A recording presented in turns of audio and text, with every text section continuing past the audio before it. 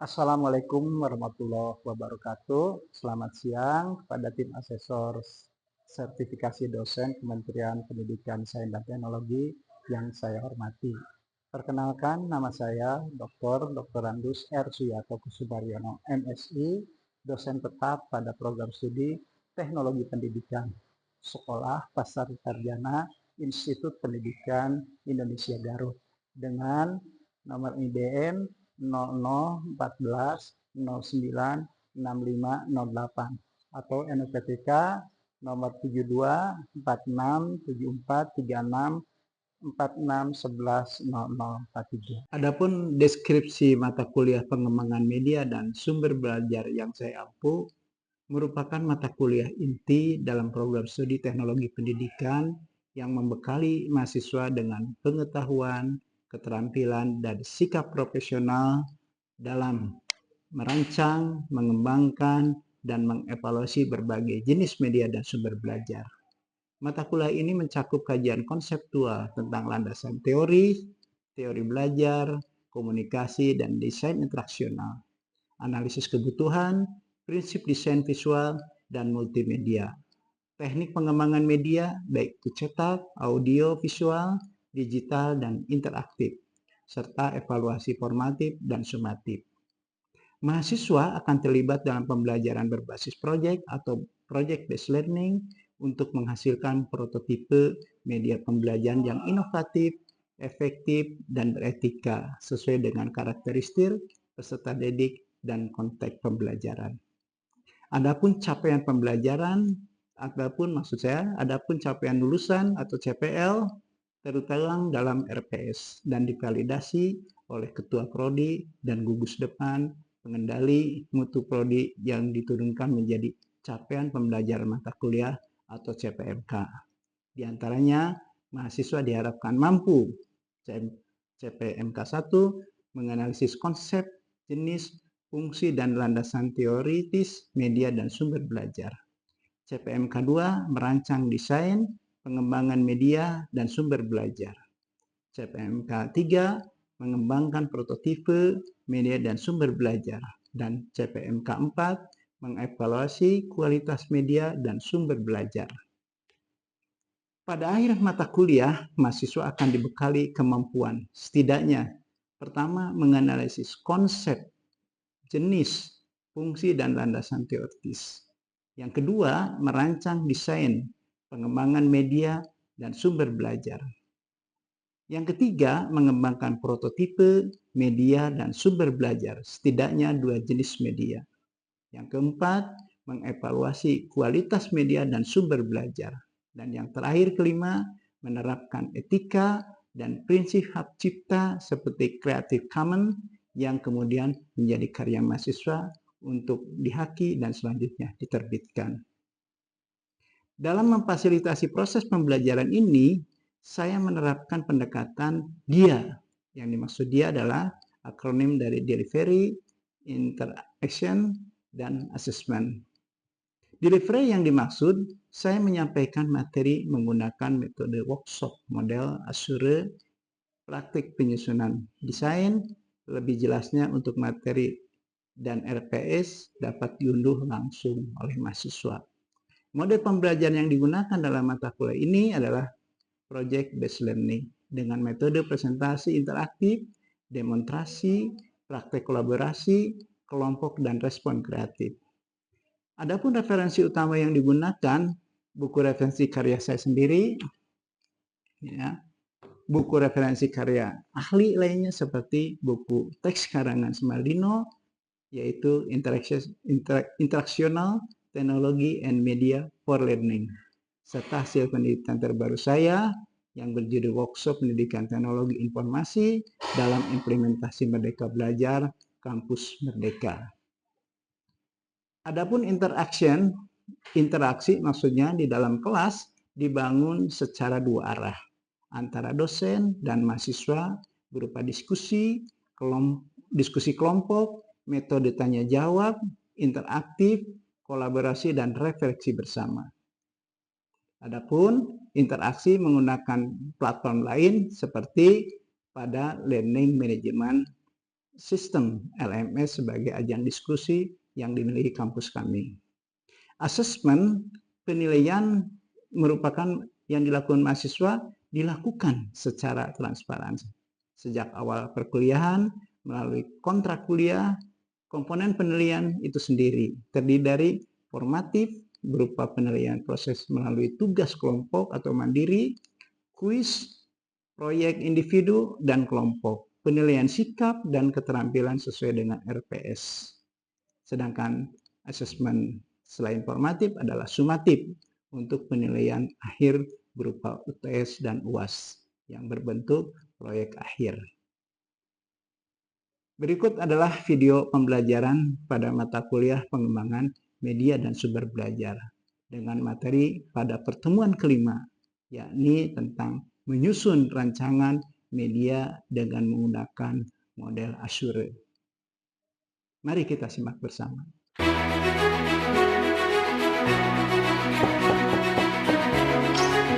Assalamualaikum.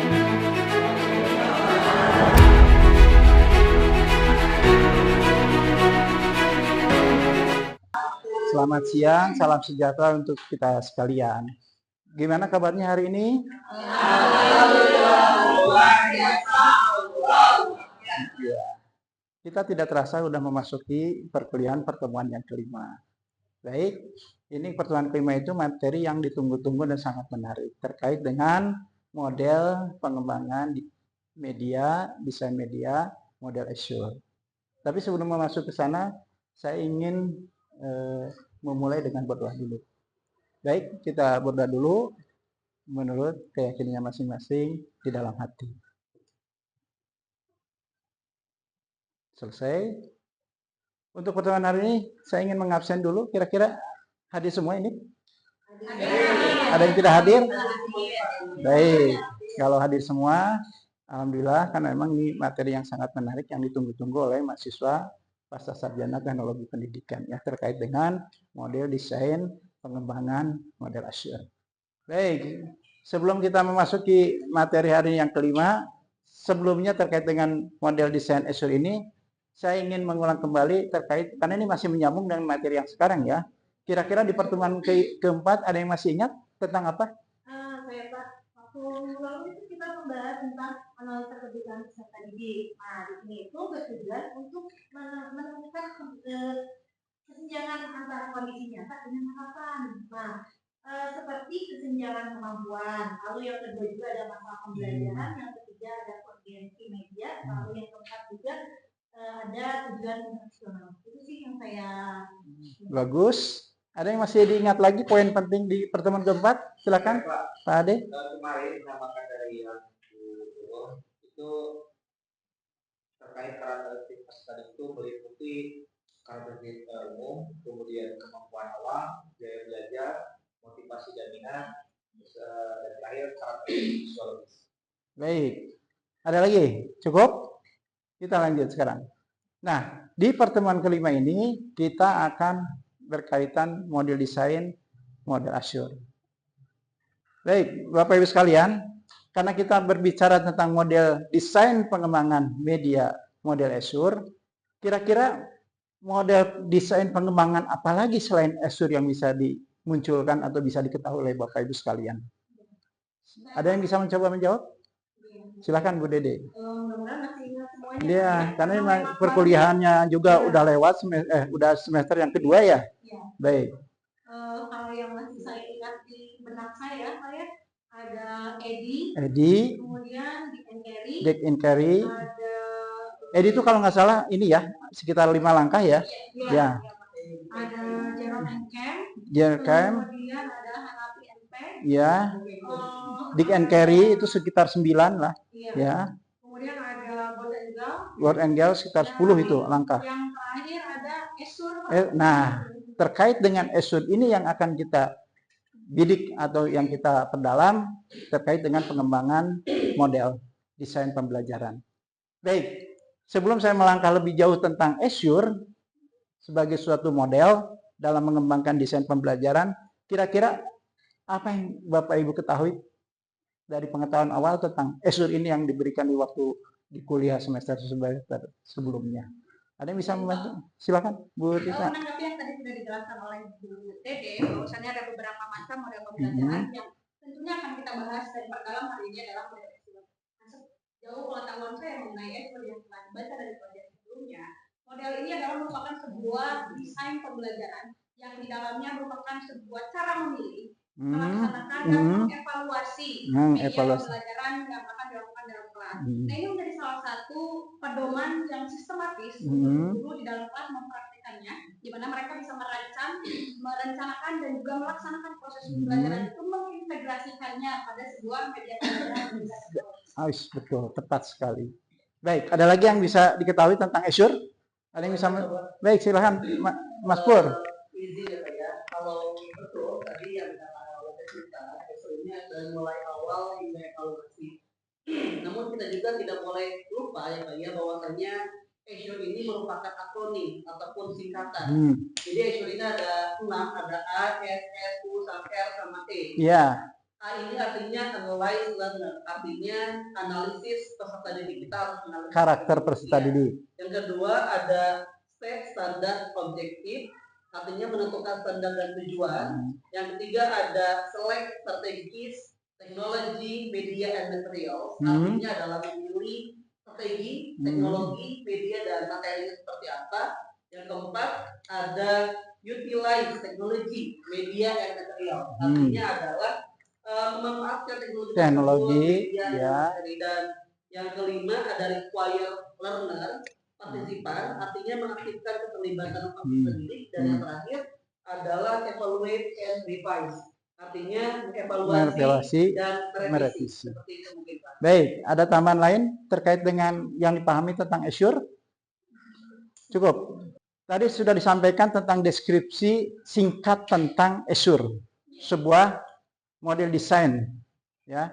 Yang ingin saya tanyakan, ada nggak tujuan dari Azure itu apa sebenarnya? Silakan, Pak Yopi.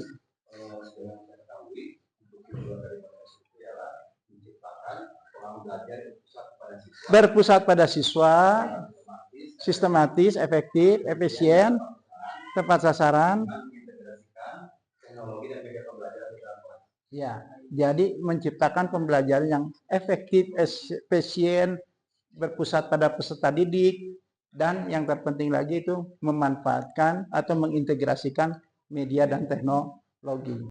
Oke, apa yang disampaikan oleh Pak Yopi betul. Bicara tentang Azure itu bicara tentang bagaimana pembelajaran itu sistematis, efektif, tepat guna maksudnya, ya, berpusat pada peserta didik bukan pada guru, namun mengintegrasikan yang ada terkait dengan media dan teknologi. Kira-kira bisa dijelaskan apa tujuannya dari media atau model Azure ini sebagai sebuah pengembangan desain? Silakan Pak Ansep. Yang pertama ada media visual, itu yang mengandalkan penglihatan. Kemudian juga ada media audio yang mengandalkan pendengaran, seperti halnya podcast kita.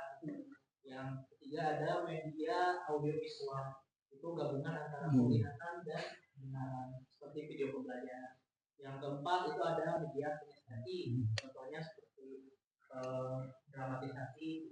Yang terakhir ada media interaktif, yang itu seperti kuisis dan lain sebagainya. Baik, jadi sebetulnya dengan penggunaan desain model Azure ini adalah bagaimana siswa itu memahami sebuah konsep yang abstrak menjadi sesuatu yang konkret, yang dibantu dengan pola pembelajaran kita, pendekatan seperti apa, yaitu dengan pendekatan model Azure.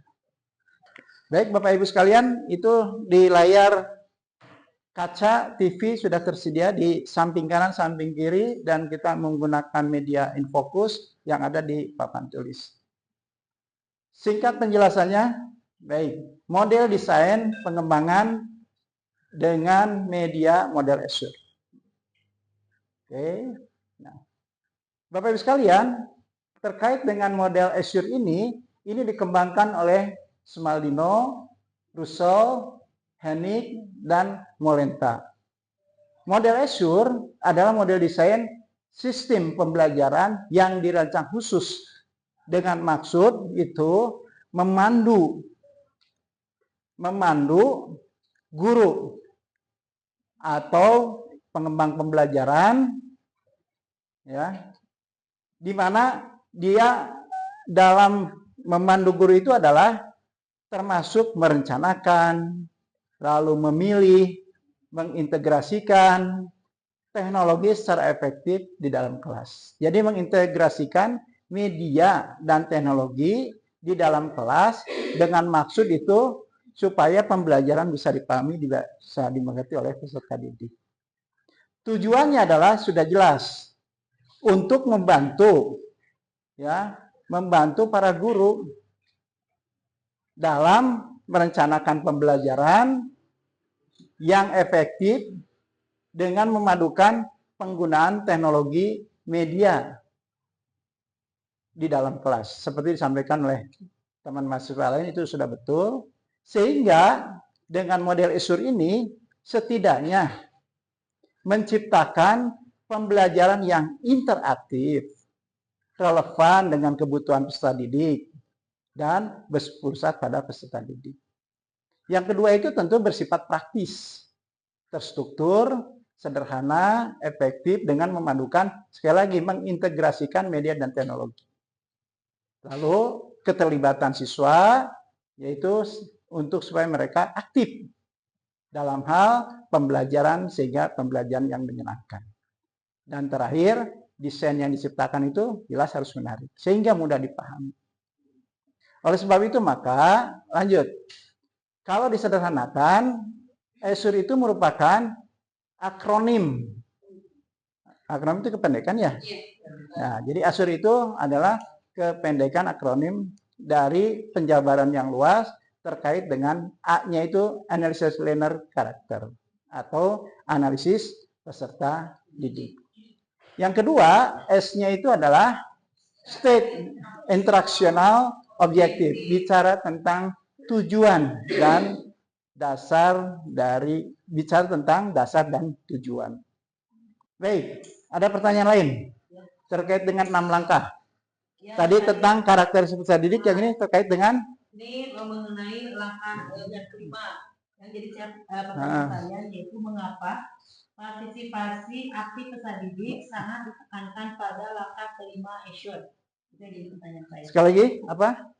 Mengapa partisipasi aktif peserta didik sangat ditekankan pada partisipasi aktif sangat ditekankan pada penerapan model Azure.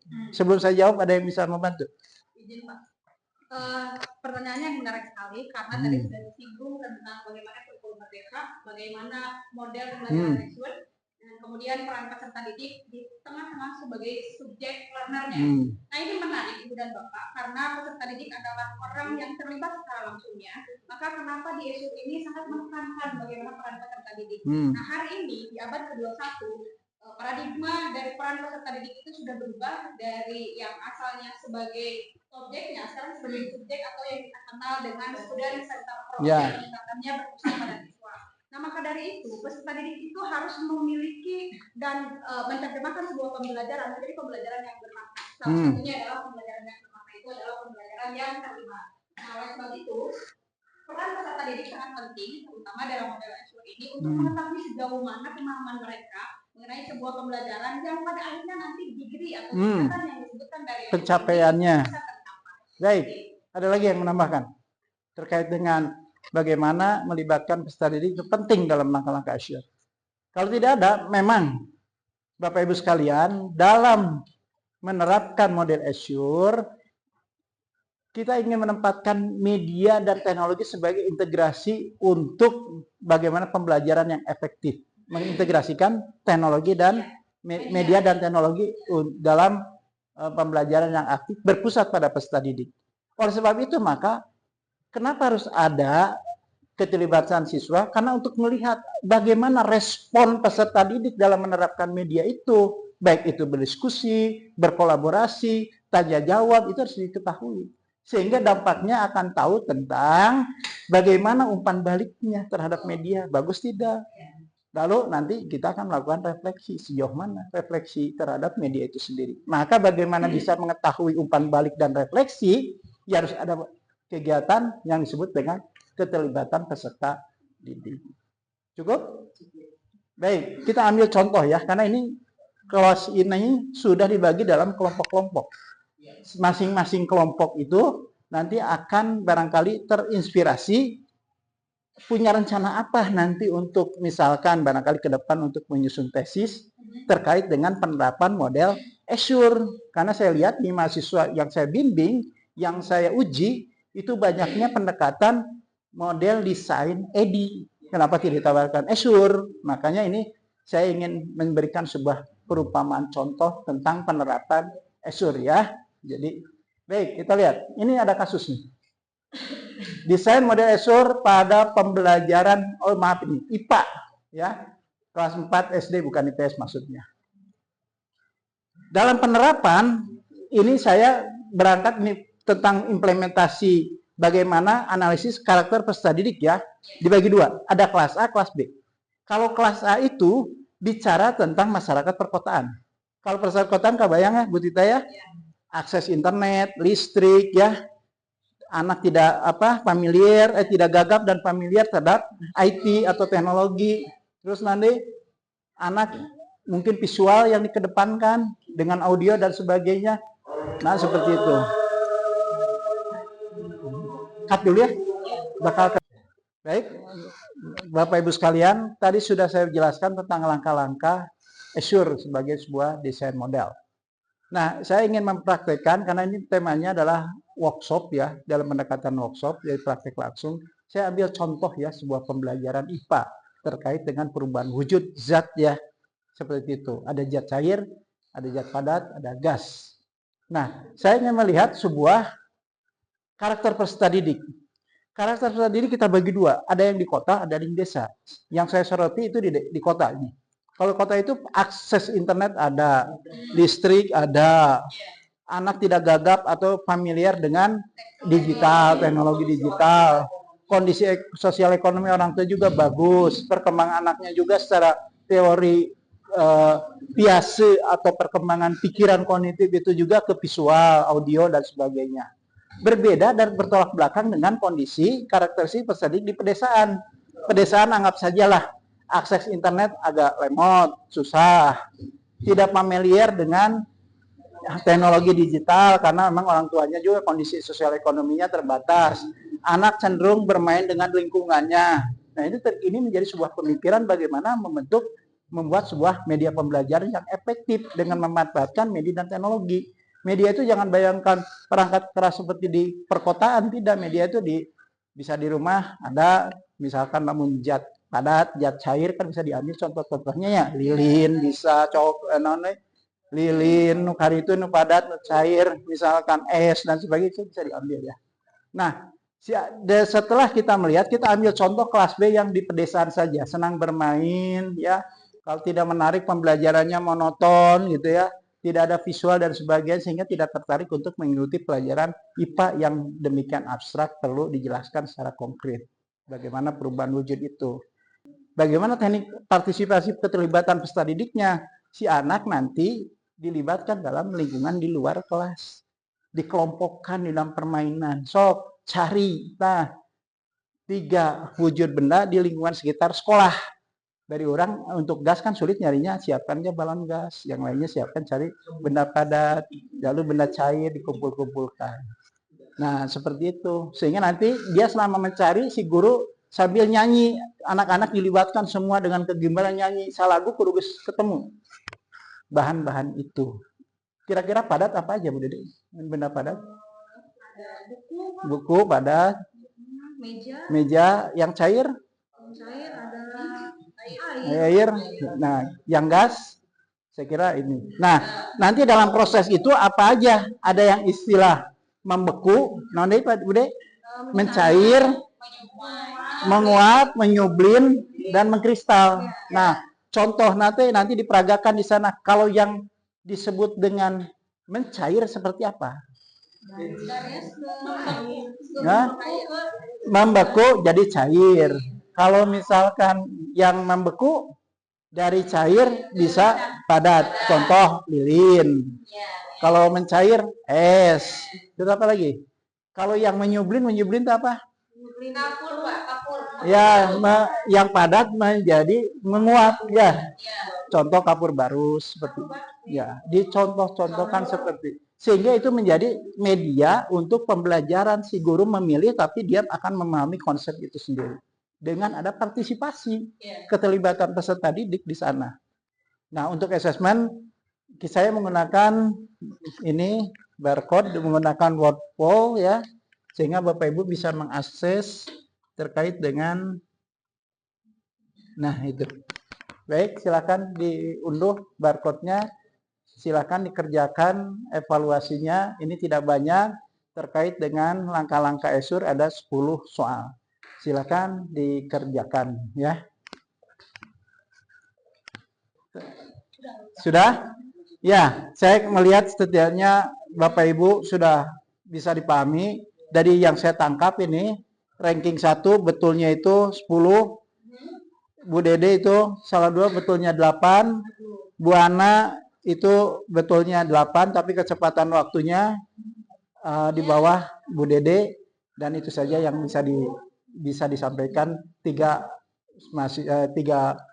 mahasiswa yang menjawab terkait dengan pembelajaran ESUR yang sebagian besar itu umumnya ya berkenaan, sehingga ini bisa dipahami bahwa penyampaian pembelajaran ESUR itu mudah dipahami. Baik, refleksi kira-kira seperti apa terkait dengan pembelajaran ini? Sok, bisa dari apa yang disampaikan. Jadi dari apa yang disampaikan dan dipahami dari kuis barusan, ternyata kemampuan kita sudah sampai di memahami bagaimana itu dapat diaplikasikan dalam sebuah pembelajaran. Nanti akan dijadikan sebagai model yang akan diangkat sebagai tesis itu sendiri ya, yang ke depan untuk jadikan tesis. Ya. Nah, jadi dalam hal ini ESUR ini sangat berguna sekali dalam penelitian maupun pembelajaran, sehingga keterlibatan peserta didik yang 6 langkah tersebut sangat ditekankan supaya pembelajaran lebih efektif, efisien, dan melibatkan siswa. Bagus. Ada lagi yang bisa dikomentari, refleksi? Ya, Pak, boleh. Ya. Apa yang disampaikan, ada pertanyaan nih sebelum saya tutup? Cukup dipahami? Oke, bisa dimengerti? Bisa. Ya, alhamdulillah. Baik, Bapak Ibu sekalian, kita akhiri saja pertemuan kita yang kelima sampai di sini, dan kita ketemu lagi di pertemuan yang ke-6 di minggu depan. Oke, Bapak Ibu sekalian, ada tugas dari saya nanti ya, tolong kaji jurnal atau apa saja terkait dengan pembelajaran model ESUR. Bisa ya? Kaji tentang jurnal, konteksnya mata pelajaran apa, boleh ya, nanti dikerjakan. H+3 dikumpulkan dari pertemuan hari ini ya, bisa. Jadi tugasnya apa Bapak Ibu? Mengkaji jurnal terkait dengan penerapan ESUR. +3 dari pertemuan hari ini dikumpulkan. Itu saja yang bisa sampaikan. Terima kasih Bapak Ibu sekalian sudah mengikuti perkuliahan hari ini. Wabillahi taufiq wal hidayah. Wassalamualaikum warahmatullahi wabarakatuh. Demikian pemaparan singkat untuk unjuk kerja bidang pengajaran saya pada mata kuliah pengembangan media dan sumber belajar. Semoga video ini dapat memberikan gambaran komprehensif mengenai proses pembelajaran mata kuliah pengembangan media dan sumber belajar yang saya ampu pada program studi teknologi pendidikan Sekolah Pascasarjana Institut Pendidikan Indonesia Garut. Semoga adanya video pembelajaran ini menjadi pertimbangan yang baik dalam proses penilaian Serdos gelombang 1 tahun 2026.